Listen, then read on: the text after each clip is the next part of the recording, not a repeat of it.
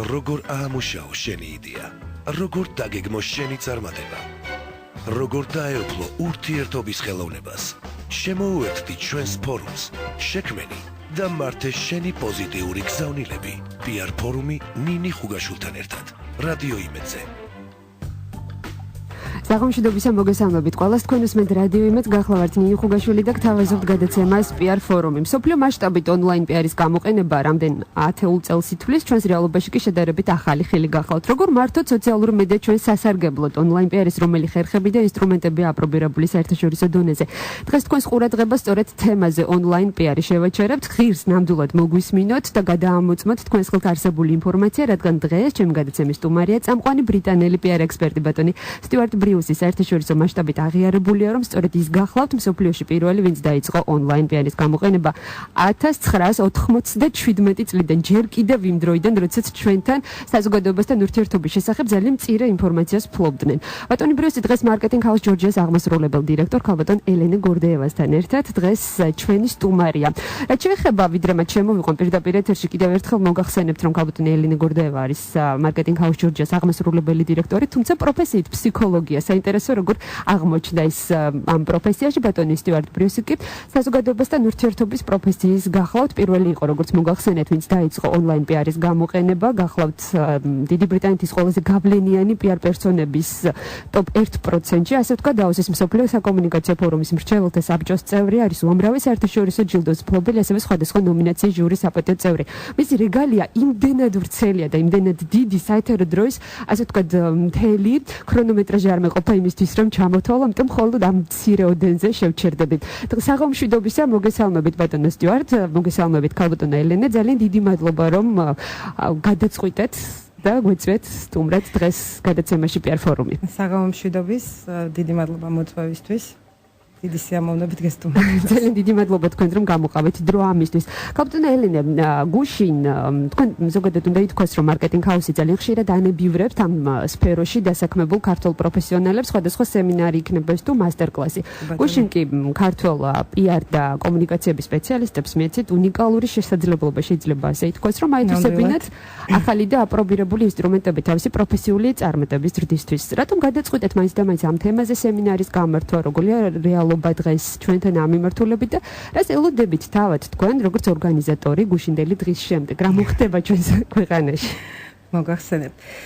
პირველ რიგში ჩვენი პროფესიული კონტაქტებიდან და კავშირებიდან გამომდინარე, მუდმივად გვაქვს შესაძლებლობა დავაკვირდეთ რა ტენდენციებია ევროპაში, რა მიმართულებები კონკრეტულად მარკეტინგის კომუნიკაციების კუთხით არის, ასე ვთქვათ, განსაკუთრებულად აქტუალური, შევადაროთ ამ მიმართულებებს, ეს მიმართულებების მდგომარეობა საქართველოში. თქვენ უკვე ძალიან კარგად ჩამოყალიბეთ, რომ ონლაინ PR-ი არის, ასე ვთქვათ, ერთ-ერთი მნიშვნელოვანი სფერო საზოგადოებასთან ურთიერთობაში ევროპაში. საქართველოშიც უკვე იწყება მისი აქტიური განვითარება. შეიძლება ითქვას, რომ ნელ-ნელა ვეწყობით. ნამდვილად ვეწყობით, იქიდან გამომდინარე, რომ პრინციპში ყველა მოწინავე ტენდენცია მაშინვე, რამდენიმე შეიძლება წლის ან თვის განსხვავებით პოულობს გამოძახილს ქართულ სპეციალისტებში. უბრალოდ სწორედ ამაში ვხედავ ჩვენს მისიას, რომ ხელი შეუწყოთ, რომ დროულად მივაწოდოთ საჭირო უნარჩვევები, ცოდნა თანაც წამყვანი ექსპერტებისგან. ამაში ვხედავ ჩვენს მისიას და მე მგონი წარმატებით ვასრულებთ კიდევაც უკვე 5 წელია. რას გვეტყვით გუშინდელი სემინარის შესახებ? რა თემას დაეთმო, როგორ ჩაიარა, შემდეგ ბატონ Bruce-საც აუცილებლად შევეკითხები ამის შესახებ, ძალიან მაინტერესებს მისი მოსაზრება ქართული პროფესიონალების შესახებ. დიახ, გუშინ ძირითადი აქცენტი რა თქმა უნდა გამახვილდა კონკრეტულად ონლაინ PR-ის ინტეგრირებაზე ზოგად საკომუნიკაციო სტრატეგიაში კომპანიების და იმ ძირითად ინსტრუმენტებზე, რომელთა გამოყენებად შეუძლია და მე ვფიქრობ გუშინდელის შემდეგ ნებისმიერ, ასე ვთქვათ, თუნდაც ონლაინ PR-ის კუთხით დამწყებ სპეციალისტს უკვე შეიძლება მათი პრაქტიკული გამოყენება.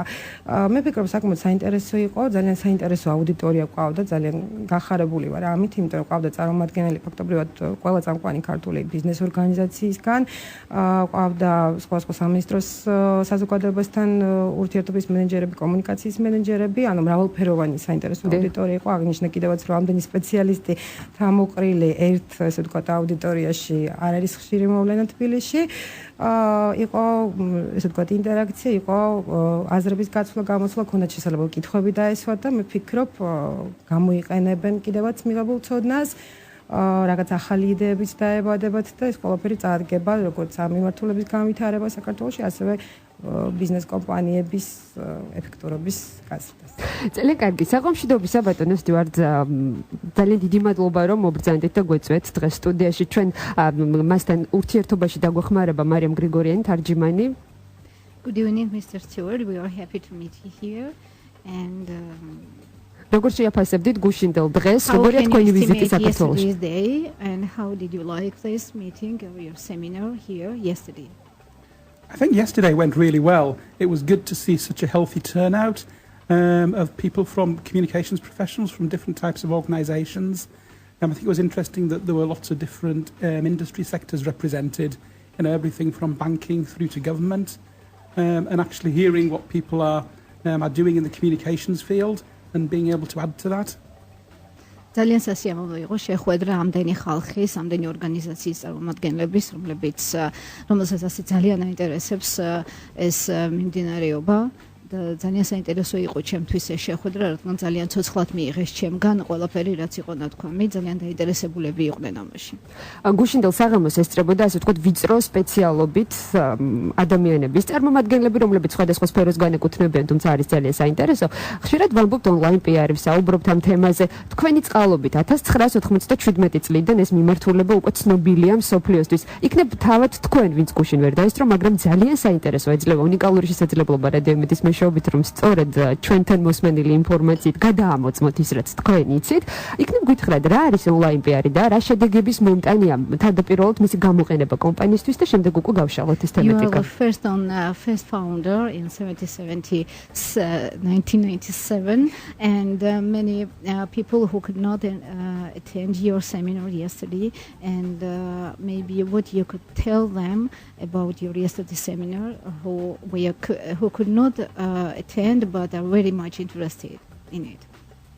Okay, I think the first thing that we did yesterday was actually look at how the communications landscape has changed and look at how people are no longer just relying on traditional forms of media like radio and television and newspapers, but they're now often going direct to the source and actually people are communicating directly with each other rather than going through third parties. პირველ რიგში ეს იყო საუბარი მის შესახებ თუ როგორ იცვლება ურთიერთობები აი ამ სფეროში, როგორ ხალხი აუმჯობესებს თავის კომუნიკაციებს ერთმანეთთან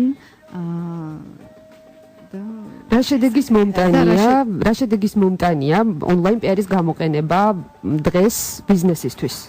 And what it can bring for us for developing our business this PR communication, what can bring for us for development our business. I think one of the biggest changes it brings is it's a bit like people talk about social media being modern and new, but it's actually old. It's actually going back to the time when we all spoke to each other in villages and we didn't have to go through third parties. ხალხს გონია რომ ეს PR კომპანიები არის რაღაც ახალი, მაგრამ სინამდვილეში ეს არის ძალიან ძველი, როდესაც ხალხი ესე იგი ურთიერთობდა ერთმანეთთან დიდი ხნის წინ. სინამდვილეში ეს არ არის ისეთი ახალი, როგორც მოდერნისტული, როგორც გონია ბევრს. თუმცა ძირითადად and the big change is it means now that companies and communications professionals can talk directly to the people that they want to talk to. But most importantly, they can listen to them and understand what it is they need. And that means the things that companies do is a lot more in tune with what the audience wants. და ეხლა უკვე კომპანიებს და ორგანიზაციებს შეუძლიათ პირდაპირ კონდეთ ურთიერთობა ხალხთან უფრო ადვილად და გაიგონ მათი ინტერესები და შუამავლების გარეშე. ძალიან საინტერესოა როგორც ჩანს, შესაძლებელია ითქვას, რომ არც თუ ისე დიდი დანახარჯებით გაცილებით დიდი შედეგის მომტანია, ვიდრე ეს შეიძლება შეეხებოდეს სხვა ინსტრუმენტებს თუ ხერხებს. რა სიახლეები და მიდგომებია დღეს მთავარი ბაზარზე, რა არის გამართლებული, როგორი ხერხები, რაზეა დამოკიდებული დღეს წარმატება? ერთგვარი მასტერკლასი მოვისმინოთ თუ შეიძლება დღეს ბატონი Stuart Bruce-ისგან. დღეს ჩვენ საუბრობთ გადაცემაში PR ფორუმი ონლაინ PR-ის შესახებ. ჩვენი სტუმარია წამყვანი ბრიტანელი PR ექსპერტი სტიუარტ ბრუსი, რომელმაც გუშინ ჩაატარა სემინარი სწორედ ამ თემაზე. მას ესწრებოდა ფართო საზოგადოება, თუმცა ვიწრო სპეციალობით. დიახ, გისმენთ. Okay, one of the biggest trends that we've seen emerging is companies actually creating their own content and creating articles and videos and audio which they can give direct to consumers. ყველაზე საინტერესოა რომ ეხლა კომპანიები იწყებენ ახალი კონტენტის, თავისი კონტენტის ვიდეორგოლების მასალების შექმნას და უშუალოდ თვითონ აწვდიან მათ თავის მომხმარებელს. And the biggest part of that content, especially in 2013, is video. And more companies and communications professionals are actually creating video content, whether it's something that's really short and easy and quick on a mobile phone, or whether it's professional video content. განსაკუთრებულად გავამახვილებდი ვიდეო კონტენტს, იქიდან გამომდინარე რომ ეს არის მოკლე, არის გასაგები, მკვეთრი და მისი ყურება შესაძლებელია ასევე მობილური მოწყობილობებით, რაც ახლა ძალიან აქტუალურია. And I think one of the other big changes that we're seeing is the fact that organizations are able to respond in real time.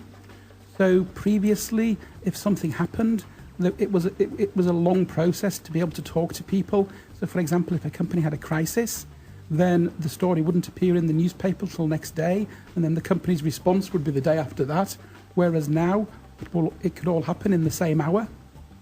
და განსაკუთრებით მნიშვნელოვანია რომ კომპანიებს შეუძლიათ პასუხის გაცემა მიმდინარე მოვლენებისთვის მაშინვე, ესე ვთქვათ, რეალურ დროში, განსხვავებით ძველი პერიოდისგან, როდესაც სიტყვაზე რაიმე სტატიის გამოქვეყნების შემდეგ მათ პასუხის გაცემა შეძლოთ მხოლოდ საუკეთესო შემთხვევაში მეორე დღეს, ან მოვლენები ჩქარდება. And I think the other big challenge for communications professionals is it means they need to get better than they've ever been before. Because previously they had time to go and talk to other people, to get approval, to ask for help, but that time doesn't exist, so you've got to be better at your job than you were a year ago.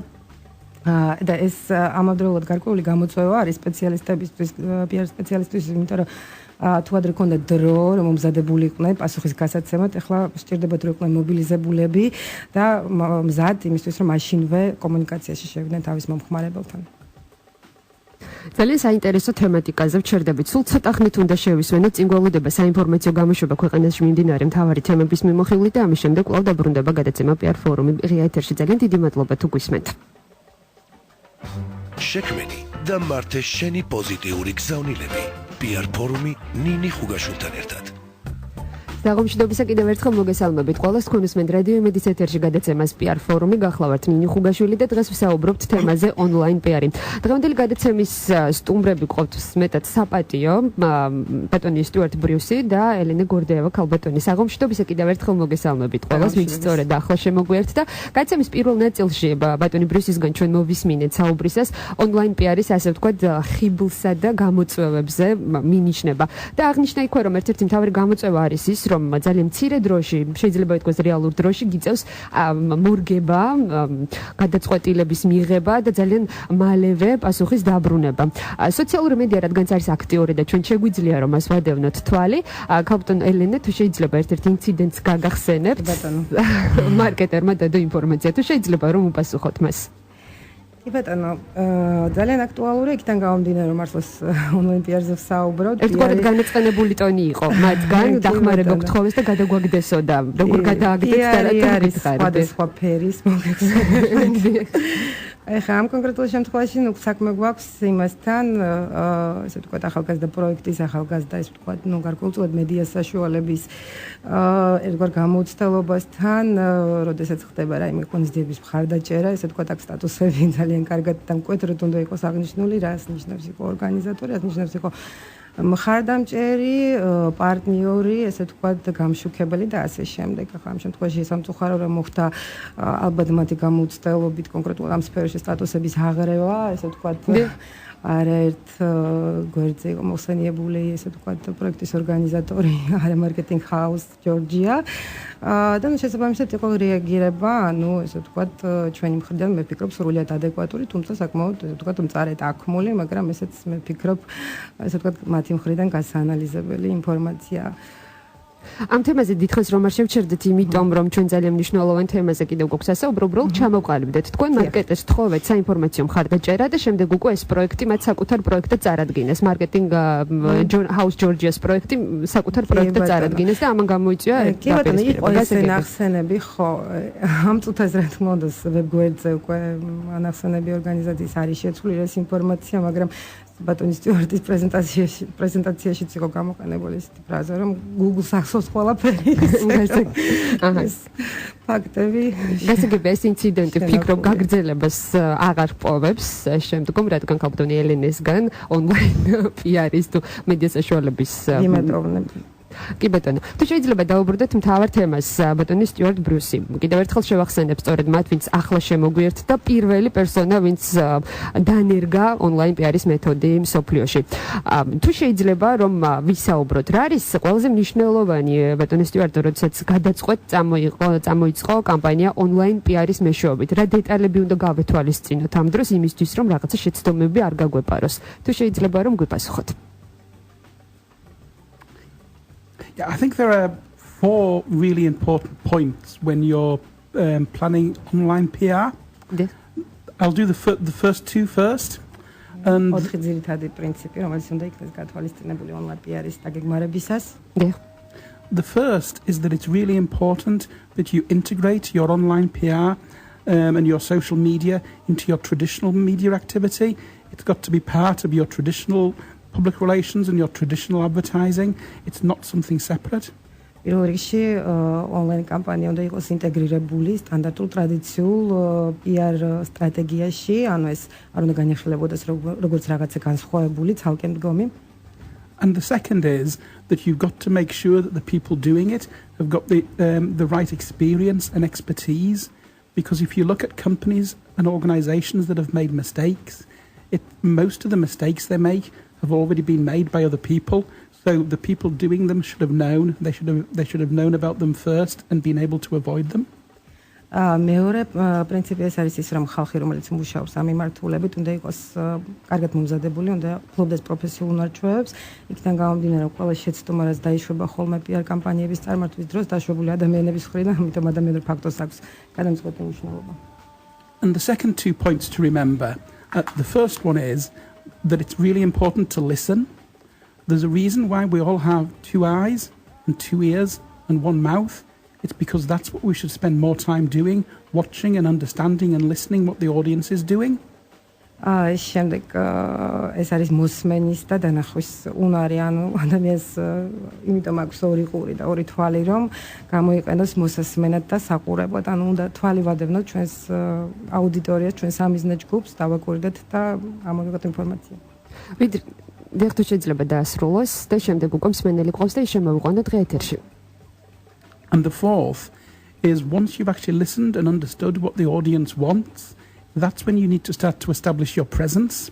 And your presence might be a Facebook page, it might be Twitter, it might be Google+, it might be YouTube. The same answer isn't the same right for every single company. You've got to understand where your audience is, and then you go on to the places that they are. და მეოთხე პუნქტი ეს არის მოსმენის და დანახვის შემდეგ, ეს თქვა შესწავლის შემდეგ უკვე მნიშვნელოვანია შეირჩეს ის სოციალური მედია, სადაც მოხდება კომპანიის წარდგენა, ისევ მისი აუდიტორიის ინტერესებიდან და პრიორიტეტებიდან გამომდინარე. გასაგებია, თუ შეიძლება მსმენელს მოვუსმინოთ, ძალიან დიდხანს არ ვალოდინოთ და შემდეგ დავბრუნდეთ დღე ეთერში. საღამოშიდობისა მოგესალმებით. მიუხედავად იმისა, გამარჯობა, მიუხედავად იმისა, რომ მარკეტინგის ერთ-ერთი წარმომადგენელი. დიახ, გისმენთ. და უბრალოდ მინდა გამოეხმაურო აქ გამოთქმულ რაღაც მოსადრებას, რომელიც ქალბატონმა ელენემ განაცხადა. დიახ. გისმენთ. იმიტომ რომ ასეთი რამე არ არსებობს, მათ ხელშეკრულების 2 ნაწილი დაარღვიეს. და რეალურად მოხდა ის, რომ ჩვენს მიერ მიწვეული მოხდა ამ ღონისძიებაზე, რომლის შესახებაც მაქსიმუმ ალბათ 10 ადამიანი გაიგებდა და ჩვენი წყალობით გაიგო 60-მა. ასე რომ ულოცავ ამ წარმატებას და კარგი ხარ თუ ჩვენც გვასწავლიან აი ესეთი გადაგდების მსგავს ხელოვნება როგორ კეთდება. მადლობთ. მადლობთ, ძალიან დიდი მადლობა. მიუხედავად იმისა, რომ არ იყო ნომერი დაანონსებული, მან გადაწყვიტა მარკეტერის წარმომადგენელმა, რომ საკუთარი მოსაზრება დაეფიქსირებინა.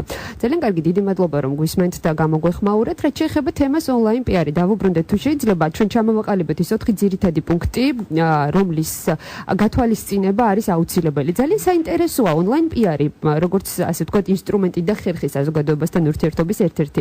არის თუ არა განსაზღვრელი გეოგრაფიული მდებარეობა, ანუ ამა თუ იმ ერს, ამა თუ იმ ტრადიციის მქონეს, აქვს თუ არა დამახასიათებელი ნიშან-თვისება იმისა, რომ სხვადასხვა ერთი და იგივე ინფორმაცია აღიქვას განსხვავებულად, ანუ საჭიროებს თუ არა სხვადასხვა შეფუთვას ესე თუ ის ერი, ასე ვთქვათ. ჩვენ საუბრობთ თემაზე ონლაინ პიარი, უსმენთ გადაცემას PR ფორუმი. Yeah, I think one of the things that we have to remember about the internet is that it's global. So there are two important parts to that. Is that if you create content that's local for your country, then other people in other countries can see it, and that means you've still got to be aware of different cultural sensitivities. პირველი გასათვალისწინებელი არის ის, რომ ინტერნეტი არის გლობალური რა, მაგიდან გამომდინარე ხელმისაწვდომი ერთნაირად სხვადასხვა ქვეყნისთვის, სხვადასხვა ხალხისთვის. And there are lots of examples of companies where they haven't done that. For example, they've created maybe a TV advert in one country which has been really good, but when it's been seen on YouTube in other countries, it's caused a lot of offense. მაგრამ დავუშვათ სარეკლამო რგოლი, რომელიც იქნება ერთი ქვეყნისთვის და არის ძალიან წარმატებული, შესაძლებელია ნამდვილად რომ წარმატებული იყოს სხვა ქვეყანაში. And one of the other aspects of creating local content is in different countries you get people who are interested in different things. So for example, in the Far East, in countries like Malaysia and Indonesia, განსაკუთრებით მაგალითისთვის ისეთ ქვეყნებში როგორც არის ინდონეზია, მალაზია, ძალიან განსხვავებული ინტერესებია. People are very keen on entering competitions. So if you run a global competition, you might find that lots of your entries come from those countries.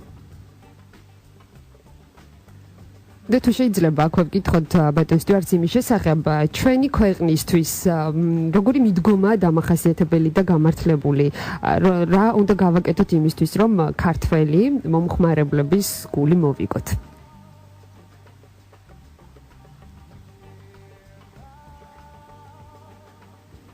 Okay, I think one of the things that you need to do to actually make social media work in Georgia is actually look at some of the platforms where people already are. So, and there's two approaches you can take to that. იმისათვის რომ საქართველოში კამპანია იყოს წარმატებული, პირველ რიგში უნდა შეერჩეს ის პლატფორმები, სადაც უკვე არიან ქართული მომხმარებლები. First of all, you can do things where people already are. So, for example, Facebook and YouTube are the two most popular websites in Georgia. So we know that's where people are spending a lot of time. So that's where companies need to do things.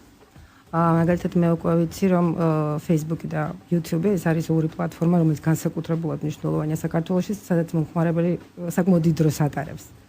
However, one of the problems of doing that is that all of the other companies are doing it as well. So მაგრამ ამავდროულად არის გასათვალისწინებელი, რომ თუ თქვენ ამას აკეთებთ, ამას აკეთებენ თქვენი კონკურენტები და სხვა კომპანიები. So another approach is actually to look at some social media where not many people in Georgia are using it, and then for you to think of a really exciting or different way to use it, because you can use that to create attention and discussion in traditional media and on the platforms where people already are.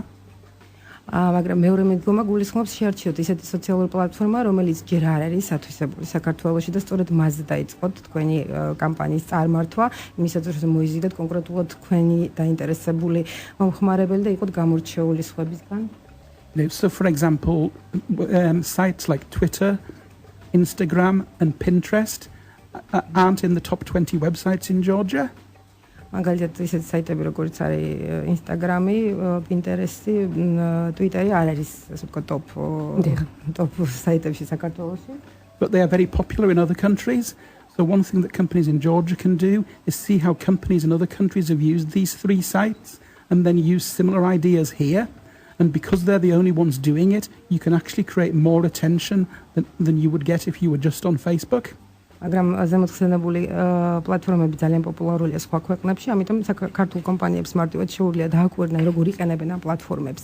სხვა ქვეყნების კომპანიები გადმოიღონ ეს გამოცდილება, განახორციელონ და იყვნენ გამორჩეულები და განსხვავებულები. სამწუხაროდ ჩვენ ვართ დროში შეზღუდული, სულ რაღაც 2 წუთი გვაქვს დარჩენილი გადაცემის დასრულებამდე და არ შემიძლია ისე გაგიშვათ, რომ ერთგვარი რეზიუმე არ გავაკეთოთ. თუ შეიძლება გაბდნო ელენე ვთხოვთ ბატონ ბრიუს მინიშნებების სახით ჩამოგვითვალოს და ჩამოგვეყალიბოს, რომ უნდა გაითვალისწინონ ქართულმა სპეციალისტებმა იმისთვის, რომ ონლაინ PR კამპანია, რომელსაც ისინი დაისახავენ გეგმად, ჩატარდეს წარმატებულად. მე კიდევ ერთხელ შეგახსენებთ თქვენს მეთ რადიო იმედს გახლავართ ნინი ხუგაშვილი და გთავაზობთ გადაცემას PR ფორუმი დღევანდელი სტუმარი გახლავთ წამყვანი ბრიტანელი PR ექსპერტი სტიუარტ ბრუსი და ასევე მარკეტინგ ჰაუს ჯორჯიას აღმასრულებელი დირექტორი ელენე გორდეევა და გისმენთ. I think one of the most important things is at the moment public relations people they think with words, but the biggest area of growth is multimedia. So Georgian PR people need to make a lot more use of video and images. ყურადღებას გავამახვილებ იმაზე, რომ ძირითადად ქართული PR სპეციალისტები იყენებენ სიტყვებს, კომუნიკაციაში ტექსტებს და ასათვისებელი აქვთ უფრო ვიდეო, მულტიმედია საშუალებები. For example, two of the websites that I mentioned that people don't use here are Instagram and Pinterest, which are both image websites. მაგალითად შემომჩნია, რომ საქართველოში არ იყენებენ ორ წამყვან პლატფორმას Pinterest და Instagram-ს, რომელიც ძირითადად ვიზუალით მუშაობს. And I think for many people it's a big change because lots of people that work in public relations were maybe former journalists. So they're used to dealing with words, but they're not so used to thinking in pictures. ფიქრობ რომ ეს იქნება დიდი განსხვავება, ესე ვთქვათ, PR სპეციალისტების, იმიტომ რომ მათი უმრავლესობა ჟურნალისტიკიდან მოდის, ანუ სიტყვას არიან სიტყვის გამოყენებას არიან. კარგად შეუსწავლია ჩვენი ბაზარი. I think one of the other things they need to understand is about not being afraid to lose control. The idea that you can decide exactly what's going to be said and when it's going to be said and where it's going to be said isn't true anymore.